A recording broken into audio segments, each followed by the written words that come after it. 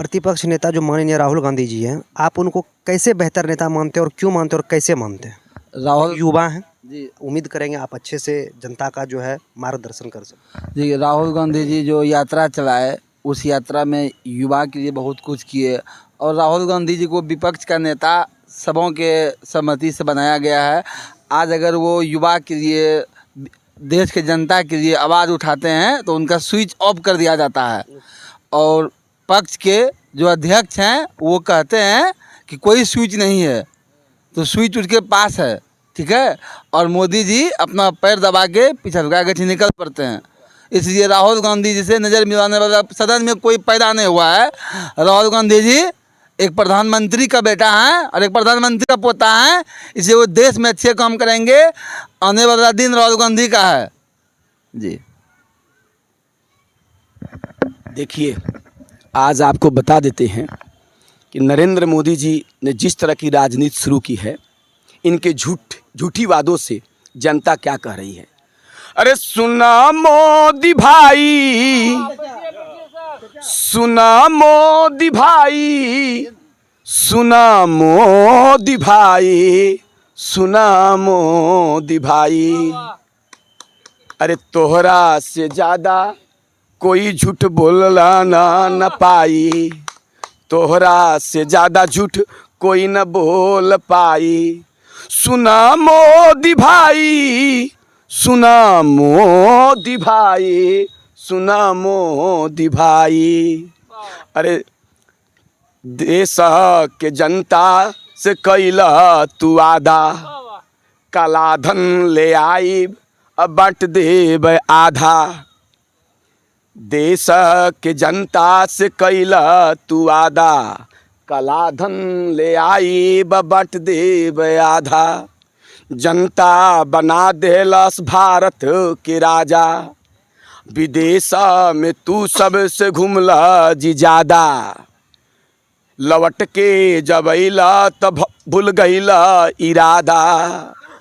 अरे नोटबंदी के मचैला तबाही। सुना मोदी भाई, सुना मोदी भाई, सुना मोदी भाई, सुना मोदी भाई, सुना मोदी भाई, सुना मोदी भाई। अरे तोहरा से ज़्यादा कोई झूठ बोलला न पाई। तो ये सरकार शुट बुट लुट और झूठ की सरकार है। ये सरकार सजावटी, दिखावटी और बनावटी सरकार है। जनता कह रही है अंधेरा बहुत अब सूरज निकलना चाहिए, है अंधेरा बहुत अब सूरज निकलना चाहिए। चाहे जैसे भी हो अब मौसम बदलना चाहिए। जो बदलते हैं चेहरा अपने नकाबों की तरह, उनका जनाजा अब धूम से निकलना चाहिए, धूम से निकलना चाहिए। सर मेरा यह सवाल है कि केंद्र की सरकार को आप किसे बेहतर मानते हैं और जो वर्तमान में है अगर वो आपके अगर अकॉर्डिंग सही नहीं है तो इसका वजह क्या है? जो सही है वो क्यों सही है? क्या बेहतर आपको क्या उसमें क्वालिटी दिख रहा है सर? देखिए, केंद्र की सरकार जहाँ तक है, केंद्र की सरकार जो वादा करके केंद्र में पदासीन हुई थी और जनता ने जिस वादे के तहत इनको केंद्र में बैठाया, उस मामले में हमारे प्रधानमंत्री खरे नहीं उतरे, जिसका खामियाजा इनको इस रूप में भुगतना पड़ा। 14 के बाद 19 में ये बहुमत से काफ़ी अच्छे तरीके से आए, इसलिए कि ये गरीबों को, किसानों को प्रलोभन वाली बात करते रहते हैं हमेशा। जैसे कि अभी देखिए, किसान तो बेचारा अनपढ़ है, वह केवल चाहता है कि कहाँ से हमको किसानी में फ़ायदा हो जाए। इन्होंने कहा था किसान की आमदनी दुगनी कर देंगे, लेकिन किसान की आमदनी दुगनी क्या करेंगे? ये उनको क्या देते हैं? प्रति व्यक्ति 5 किलो अनाज और 2000 रुपया एक किस्त, यानी 3 किस्त दे करके एक साल में 6000 रुपया दे के उसके मुंह को बंद कर देते हैं। वो राजनीति को, जिसकी आबादी इस देश में 80-85% किसान है, गरीब है और हमारी भारत की आत्मा गांवों में निवास करती है, उसको सही राजनीति का अंदाज़ा ये नहीं दे पा रहे हैं। और विपक्ष जब अभी मुखर होकर के 1924 के इस लोकसभा चुनाव में जब ये कम वोट से आए और सीट भी इनकी नहीं पुर पाई, तो ये बैसाखी लगा करके सरकार चला रहे हैं और जनता को अभी भी कह रहे हैं कि हम वो जो आपको अनाज दे रहे हैं उसको और 5 साल तक देते रहेंगे, बढ़ाएंगे। और बेरोजगारी कम करने के बजाय ये देख रहे हैं कि किसानों की आमदनी क्या कर दी है। महंगाई जो कि 50 किलो का यूरिया आता था, उस यूरिया को ये 45 किलो कर दिए और उसकी कीमत को ये 1.5 बढ़ा दिए। तो ऐसी हालत में किसान का कहाँ से प्रोग्रेस हो सकेगा। और इस राज्य के जो युवा हैं, जिन युवाओं पर इनका भविष्य निर्धारित है इस देश का, उस युवाओं के साथ ये खिलवाड़ करते नजर आते हैं। और ख़ास करके अभी जो ज्वलंत मुद्दा है ये नीट घोटाले का, नीट घोटाले को आज तक युवा लोग दिल्ली में आंदोलनरत हैं, लेकिन उसकी जगह ये अभी भी उस परीक्षा को कैंसिल तक नहीं कर पाए। इसलिए नहीं कर पाए कि ये चट्टे बट्टे जो हैं, जो लोग कि इनको पैसा दे दे करके ये किए हैं, वो चट्टे बट्टे लोग का फिर से दिक्कत हो जाएगा और वो लोग इस पर हावी हो जाएगा, इस सरकार को गंगा में फेंक देगा अगले इलेक्शन में निकाल करके। और यह इस बार देख लेगी मोदी सरकार कि किस रूप में हम यदि कार्यरत रहेंगे और अपने कार्यों में सुधार नहीं लाएंगे तो ये मोदी जी की सरकार नहीं चलने वाली है। यूँ तो मोदी जी लुभावने नारे देते हैं, किसानों को बेवकूफ़ बनाते हैं, मजदूरों को बेवकूफ़ बनाते हैं और कोई भी इनसे क्रिएटिव कार्य अब उम्मीद नहीं लगता है। देख लीजिए ये मंत्रिमंडल का जो इन्होंने इस बार का नया अपना बनवाया है कैबिनेट और बजट, ये सारे चीज़, कैबिनेट तो ठीक पिछले ही तरह है, सारे रेल हो, वित्त हो या और जितने भी कृषि हो, शिक्षा हो, सारे विभाग अच्छे अच्छे ये उन्हीं लोगों को दिए हैं जो इनके चाहते थे और इनको तहसील करके देते थे और जनता को बेवकूफ़ बनाते थे। तो इस हिसाब से मोदी जी को हम लोग बहुत ही इस बार दूसरी नज़रिया से देख रहे हैं। ये कहीं ना कहीं आप जो है वर्तमान की जो सरकार है आपके अकॉर्डिंग जो है ठीक नहीं है। नहीं, ये सरकार अभी जो है अपने देश के लिए अभी यह कार्यकलाप इनका सही नहीं है। क्योंकि ये जब विपक्ष प्रजातंत्र है और प्रजातंत्र में जितना विपक्ष है, विपक्ष की भी भूमिका होनी चाहिए। और ये विपक्षी नेता जो हमारे हैं अभी, हमारे राहुल गांधी जी, उनको ही बोलने ही नहीं देते हैं, उनके माइक को ही बंद कर देते हैं जो कि आम जनता सुन पाएगी। तो ये सारे विपक्ष जब नहीं रहेगी तो वह तो तानाशाह बन जाएगा और तानाशाह बन करके वह तो फिर अपना रूप दिखाना शुरू करेगा। तो उसमें जनता का विकास क्या होगा, देश का विकास क्या होगा। यही स्थिति इस बार मोदी जी की रही है। इस मोदी को अगले चुनाव में जनता बहुत अच्छी तरह से समझ परख करके दिखला देगी कि तुम अब हमारे देश को चलाने लायक नहीं हो। बहुत बहुत धन्यवाद। राम मंदिर आप अपने नज़रिए से इसको कैसे देखते देखिए बादल जी, आज थोड़ा बादल भी देख रहे हैं, आज मौसम भी लगता है आपके आने से बदले। कि पहले तो ये कहना आप छोड़ दीजिए कि राम का मंदिर अब बना है। ये बताइए भारत में राम कब नहीं था? बीच में आता था आए मंदिर न तोड़ दिए, भारत की आत्मा से राम। आपकी सरकार तो राम भगवान को ही नकारने के लिए तैयार थी, मानने के लिए ही तैयार थी। आप कैसे समझेंगे मैं कांग्रेसी हूँ या बीजेपी हूँ? मैं नॉर्मल इंसान हूँ भैया, बहुत छोटा आदमी हूँ। ये तो धन्य है मेरा कि आप छोटे आदमी को भी लाते हैं, ये तो बहुत बड़ी बात है।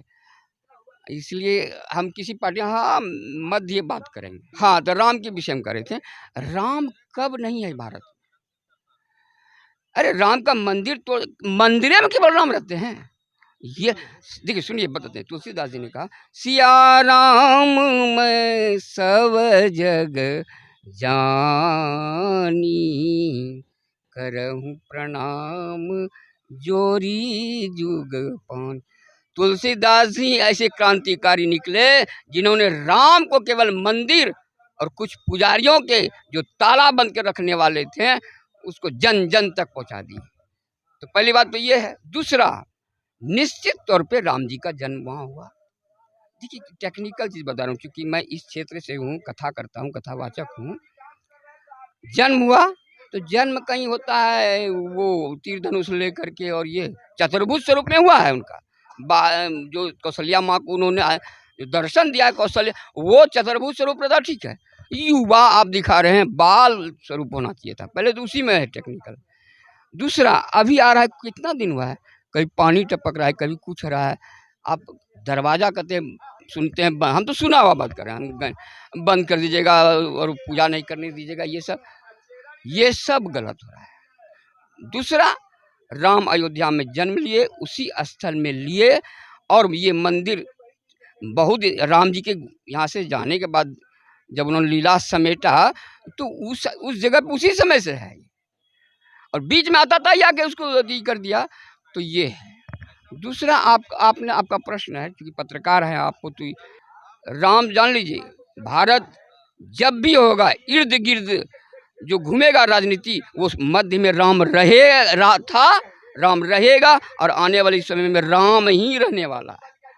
ये पूरा नहीं में क्या आपने कहा कि ये इसमें ये बीजेपी का राम या ये राम नहीं है, राम जन जन के हैं। राम को जो पूजेगा वो उसका पुजारी हो जाएगा, बाकी वो किसी पार्टी का रहे उससे विलग है, ये अलग है, ये किसी पार्टी का नहीं। तो जब से मंदिर बना है तो कभी ये इस चीज़ को आप समझ रहे हैं कि नहीं, कि वहाँ के जितने भी जनता हैं वहाँ रोजगार उत्पन्न हुई, ये चीज़ को आप देख रहे हैं? अरे भैया, अवधेश नाम है वहाँ के जो अथी हुए, तोड़ दिया साहब। आपको पता है, हजारों छोटे छोटे, मैं गया हूँ वहाँ कुछ वर्षों पहले मैं गया हूँ, और जिस समय ये सब नहीं था, वो पुराना ही ढांचा था ये सब जो, तो वहाँ जो है ब्राह्मण जो है, अपने घर के आगे एक राम जी का मूर्ति, सीता जानकी माँ का मूर्ति इधर करके कोई आरती में 10 टका दे दिया, 5 टका दे के, वो उस छोटे से मंदिर से अपना परिवार चलाते थे, तोड़ दिया साहब। वो ब्राह्मण कहाँ चले गए? श्राप पड़ गया। जिस राम के लिए आप वहाँ के अगल बगल रहने वाले, अरे साहब वो राम थे जो केवट के पास चले गए थे, अपने महल को छोड़ दिए थे, और आपने तो ब्राह्मण देवता के घर तोड़ दिए, उनकी जो कमाई थी, वो जो साधन था। आप इंटरव्यू लीजिएगा पंडित का, कैसे बाली हुआ है पंडित का, ऐसे पंडित जी का ऐसे बाली होता है। लोकल परंपरागत जो वहाँ से आ रहा था उस पंडित को रहने दिया था, लोकल को देखना चाहिए, तहस नहस कर दिए। इसलिए ये वो राम नहीं है जो राम है। ये बीजेपी द्वारा ऐसा किया गया, लेकिन टिकेगा नहीं। आप जानते हैं माल आपका गड़बड़ है ना, तो बिक जाएगा कुछ देर के लिए, लेकिन टिकेगा नहीं, कंपनी टिकने वाली नहीं है। बहुत धन्यवाद। नीतीश कुमार के बारे में क्या कहेंगे? देखिए, नीतीश जी का जो राजनीति है ना, वो व्यक्ति प्रधान राजनीति, जो खतरनाक। देखिए, वो वृद्ध हो गए हैं, सबको जाना है, कोई रहने नहीं आया यहाँ, लेकिन जिस परंपरा को वो कायम करके, हमारे बिहार के हैं, मुख्यमंत्री हैं, तो आदरणीय हैं मेरे लिए, लेकिन जो वो उन्होंने जो परंपरा चला दी व्यक्तिवाद का, व्यक्ति विशेष ही राजनीति में रहेगा। और जैसे एन के एन प्रकार केवल सत्ता में हम रहे हैं, कुछ भी करना पड़े, कैसे मुस्कुरा देते हो साहब आप नीतीश बाबू। अब नहीं पार्टी बदलूंगा मैं। किसको बोल रहे हो आप? किसको बोल रहे हो आप? जनता को मूर्ख बना रहे हो। इसलिए मेरे विचार से सेवा की राजनीति होनी चाहिए, सत्ता व्यक्तिगत मेरे पास हो, इसकी राजनीति नहीं होनी चाहिए। इस हिसाब से नीतीश बाबू मिलेगा नहीं पैकेज, जान लीजिए, नहीं मिलेगा बिहार को विशेष राज्य दर्जा, जान लीजिए। मैं कर रहा हूँ, मैं पंकज बहुत छोटा आदमी हूँ, मैं नहीं मिलेगा। ऐसे चलते रहेगा, ऐसे सीताराम कोई भी रहे, सब सत्ता पार्टी केंद्रित हो गई। सत्ता जनता जनार्दन होनी चाहिए ना।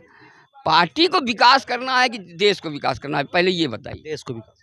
तो ऐसा हो रहा है, तो आप हम नहीं रहने वाले हैं। जो अभी हैं वर्तमान में, जो भी प्रधानमंत्री हैं या मुख्यमंत्री हैं या MLA MP है, वो रहने वाले नहीं। परंपरा हम क्या काम कर रहे हैं, आने वाला युवा नेता जो बनेगा वो क्या करेगा? यही परंपरा पे कायम रहेगा तो होगा? नहीं होगा। ये मेरे सत्ता नहीं बदलनी चाहिए, सत्ता का तंत्र बदलनी चाहिए। लोकतंत्र होना चाहिए, राजतंत्र नहीं।